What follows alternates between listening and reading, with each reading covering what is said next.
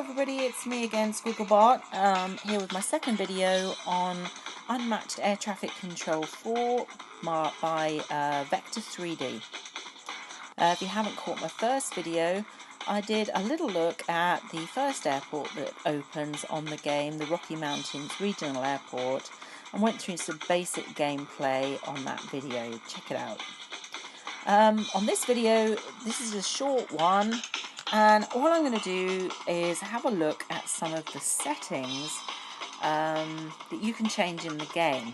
Now, when I first started playing this game, I played it at slow speed. I didn't turn the 4x button on very often until I got the hang of it. Once I started getting the hang of it, 4x was too slow for me, so I used to put it on to 4x to speed the game up, and I found that every time I did something it would take 4x off, and that got rather annoying.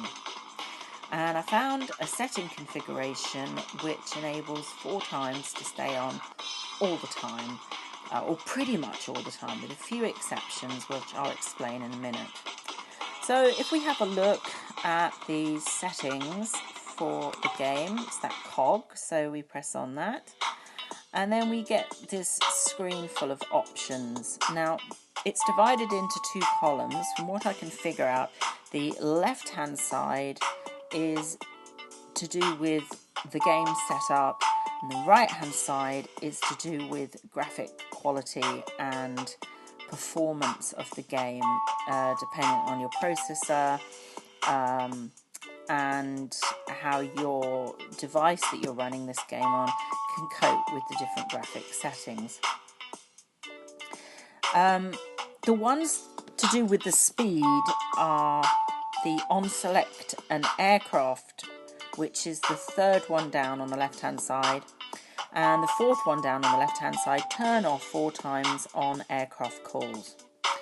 Now you want to select 4x off, so I've put it on there, but you want it off like that, and you want it turn off 4x on aircraft calls, no. What this means is when you select an aircraft, the 4x won't turn off, and it won't turn off 4x on aircraft calls. Now there is an exception to that, and there's no way of overriding it, and in actual fact it's probably beneficial. There are two instances when the game will automatically slow down, and that is if you have a missed approach or if you have an aborted takeoff. The game will automatically slow down at that point, and sometimes when you're very busy and very hectic, when it slows down you go, something's happened and I need to look at that, so that's quite handy.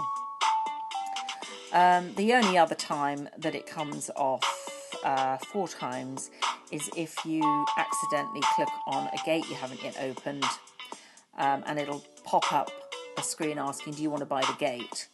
And if you select no, or if you select yes, either way, when you return to the game it will be on normal speed, not on 4x speed.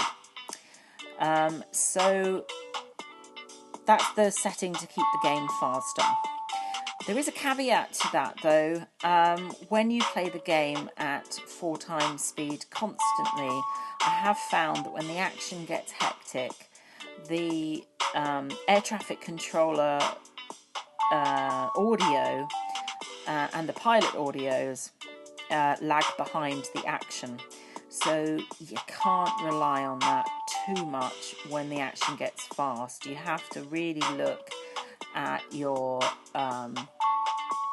stack of aircraft and which ones are flashing and waiting for attention, and keep an eye out on those approaches, because as the game gets hectic it's very easy to get caught up with trafficking, taxiing traffic around the airport and forgetting that there is something waiting to come into land at the top of your list, top of your stack, and you completely forget about it because the audio is lagging so far behind that by the time you hear that an aircraft is on final, it's already missed its approach. The other small point I'd like to make on this very quick video about the game is a little warning. As far as I can see, the game does not save the game data on the cloud or indeed anywhere.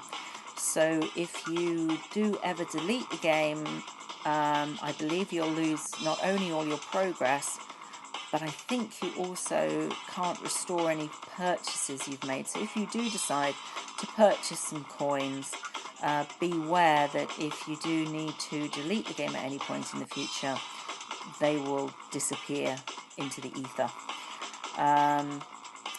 I haven't tested that myself because I don't want to lose my progress, but I've heard on the grapevine that that is the situation. I also don't think the game is cross-platform, although it is available on the iPhone and it is available on Android format. I don't think that you can sync in any way at this moment in time anyway, between the two platforms. Anyway, my next video, I think I'm going to look at the first airport that has 2 fixed runways, which is Capeville City International, and I'm going to give you some tips and tricks on getting to grips with that airport. That's it for now. See you soon.